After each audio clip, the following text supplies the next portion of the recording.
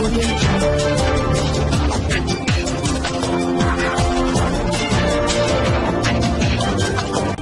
भारत, केवल खबरें और कुछ नहीं। नमस्कार, मैं हूं अंजलि। आरपी भारत में आपका स्वागत करती हूँ। आइए नजर आते हैं आज की किसी खास खबर पर। तृणमूल कांग्रेस जिला अध्यक्ष जितेंद्र तिवारी ने कहा कि मोटा भाई गृह मंत्री बंगाल की जनता को डर दिखा रहे हैं, जबकि उन्हें डराना पाकिस्तान और चीन को चाहिए, लेकिन वहां वह कुछ नहीं कर पा रहे हैं। बंगाल में भी वह कुछ नहीं कर पाएंगे। बंगाल की भूमि क्रांतिकारियों की भूमि है।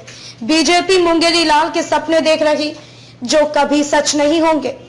उन्होंने कहा कि वह बंगाल की संस्कृति और सभ्यता को नहीं जानते हैं, इसीलिए यहाँ उन्होंने कहा कि दीदी की मृत्यु का घंटा बज चुका है, जबकि पूरे देश में मृत्यु घंटा तो प्रधानमंत्री नरेंद्र मोदी ने खुद बजा दिया था, जब विदेशों से कोरोना वायरस को इंडिया में लाकर उन्होंने घंटा बजाया था। इसके बाद पूरे देश में कितने लोगों की मौत हुई, यह सामने है और यह अभी भी जारी है। उन्होंने कहा कि ममता बनर्जी को सभी दीदी कहते हैं। दीदी और भाई का रिश्ता क्या होता है, यह अमित शाह को पता होना चाहिए। वह भले ही दीदी की मृत्यु का घंटा बजाने के बाद कही हो, लेकिन दीदी कभी किसी का अनिष्ट नहीं चाहती है, वह सभी का कल्याण करना चाहती है। इस दौरान कोऑर्डिनेटर हरिराम सिंह विश्वनाथ पडियाल भी मौजूद थे। आसनसोल से उज्जवल दास गुप्ता की रिपोर्ट। आप आए बेंगल से अपनी मृत्यु घंटा बाजिए दिलें, बोलें मृत्यु घंटा बाजिए दिलाम। और मृत्यु घंटा तो सेदिन बाजिए दिलेन अपनी করোনা সময় প্রধানমন্ত্রী আমাদেরকে যে ঘন্টা বাজানো করলেন, সেটাই তো মৃত্যু ঘন্টা ছিল। বিদেশ থেকে করোনা আমদানি করে এরোপ্লেনে চড়িয়ে করোনা ভাইরাস নিয়ে এলেন এবং আমাদেরকে বললেন ঘন্টা বাজান। আমরা সেদিন বুঝতে পারিনি ওটাই আসল মৃত্যু ঘন্টা ছিল ভারতবর্ষের, ওটাই আসল মৃত্যু ঘন্টা ছিল বাংলার মানুষের জন্য, ওটাই আসল মৃত্যু ঘন্টা ছিল সমগ্র পৃথিবীর জন্য। এবং সেই মৃত্যু ঘন্টা অলরেডি মোটা ভাই আপনার যিনি নেতা দেশের প্রধানমন্ত্রী, তিনি অলরেডি বাজিয়ে দিয়েছেন। এবং ওই মৃত্যু ঘন্টার ফলে কত লোকের যে মৃত্যু হয়েছে সেটা আমরা কেউ হিসাব রাখতে, এখনো প্রত্যেকদিন মৃত্যু হচ্ছে। সেই মৃত্যু ঘন্টা সেদিন যদি না বাজাতেন এবং এরোপ্লেনে যদি করোনা না আনতেন, তাহলে আমরা এই মৃত্যু লীলা হয়তো দেখতাম না, মানুষকে রক্ষা করা যেত। মৃত্যু ঘন্টা তো আপনি সেদিনই বাজিয়ে দিলেন যেদিন পরিযায়ী শ্রমিকদেরকে কোনো আগাম কোনো কি বলবো ব্যবস্থা না করে হঠাৎ করে বলে দেওয়া হলো কাল থেকে কেউ কোথাও যেতে পারবে, লকডাউন হয়ে গেল, তারা নিজের ঘরে রয়ে গেল। এবং পরে যখন করোনা ছড়িয়ে পড়লো তখন তাদেরকে বলে দেওয়া হলো যাও তুমি যেখানে যাবে যাও, যাওয়ার কোনো ব্যবস্থা নেই, গাড়ির ব্যবস্থা নেই। ছোট ছোট বাচ্চাদেরকে নিয়ে তারা হেঁটে হেঁটে কেউ বিভিন্ন জায়গায় গেল, অনেকে মারা গেল। মৃত্যু ঘন্টাতে সেদিন আপনি বাজিয়ে দিয়েছেন, তাদের ভারতবর্ষের মানুষের মৃত্যু ঘন্টা আপনি বাজিয়ে দিলেন। আপনি দিদির মৃত্যু ঘন্টা বাজানোর পর কথা বলতে পারলেন? আপনি অ্যাকচুয়ালি ভয় দেখাচ্ছেন, বাংলা এসে সবাইকে ভয় দেখাচ্ছেন। আমরা ভেবেছিলাম নাকি আপনি খুব স্ট্রিক্ট হোম মিনিস্টার, আপনাকে পাকিস্তান ভয় পাবে, কিন্তু পাকিস্তান আপনাকে ভয় পাচ্ছে না। আমরা ভেবেছিলাম চাইনা আপনাকে ভয় পাবে, চাইনা আপনাকে ভয় পাচ্ছে না। যাদের ভয় দেখানো উচিত, পাকিস্তান, চাইনা, যারা আমাদের চোখের দিকে, আমাদের দেশের দিকে বড় বড় চোখ করে দেখাচ্ছে, তাদেরকে আপনি ভয় দেখাতে পারছেন। আপনার যত শক্তি আপনি বেঙ্গলের মানুষকে আপনি ভয় দেখাচ্ছেন। কিন্তু বাংলার মাটির সম্পর্কে যারা জানে, বাংলার ইতিহাস যারা বোঝে, বাংলার ভূগোল যারা বোঝে, বাংলার কালচার যারা বোঝে, তারা জানে যে বাংলার মানুষকে আর যাই হোক ভয় দেখিয়ে দমানো যাবে না। বাংলা সবসময় গর্জে ওঠে, বাংলা সবসময় অন্যায়ের প্রতিবাদ করে, বাংলা সবসময় যে কোনো অত্যাচারী ব্যক্তির বিরুদ্ধে লড়ার জন্য সংগঠিত হয়ে লড়াই করে। এবং মমতা বন্দ্যোপাধ্যায় ইতিহাসই হল সংগ্রামী ইতিহাস।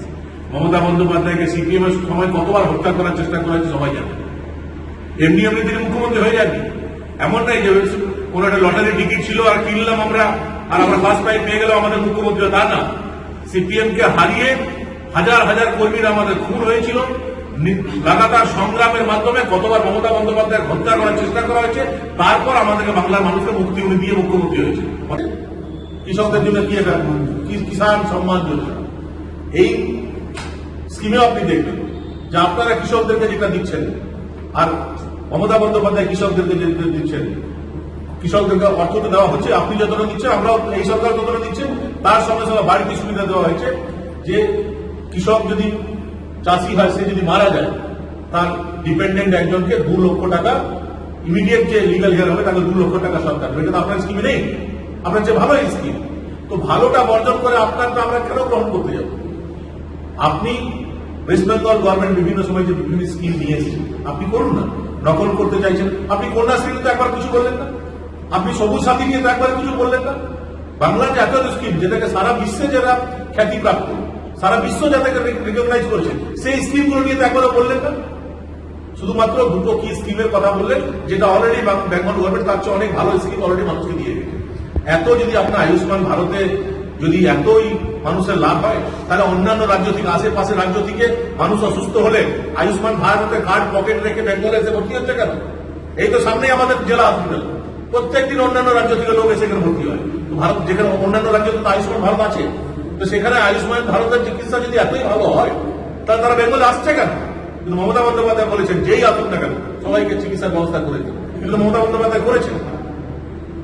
मैं केवल इतना कहना चाहूंगा, अमित शाह जी, आप बंगाल के लोगों को डर मत दिखाइए।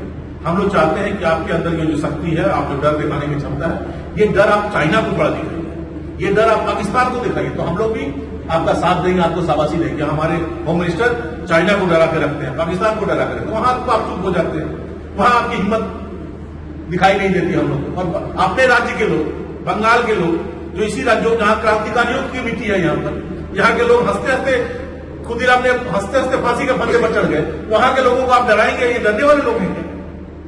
सपने आप देखिए, मुंगेरीलाल के सपने बहुत हसीन जरूर थे, लेकिन मुंगेरीलाल के सपने कभी सच नहीं हुए। आपके भी ये सपने कभी सच नहीं होंगे।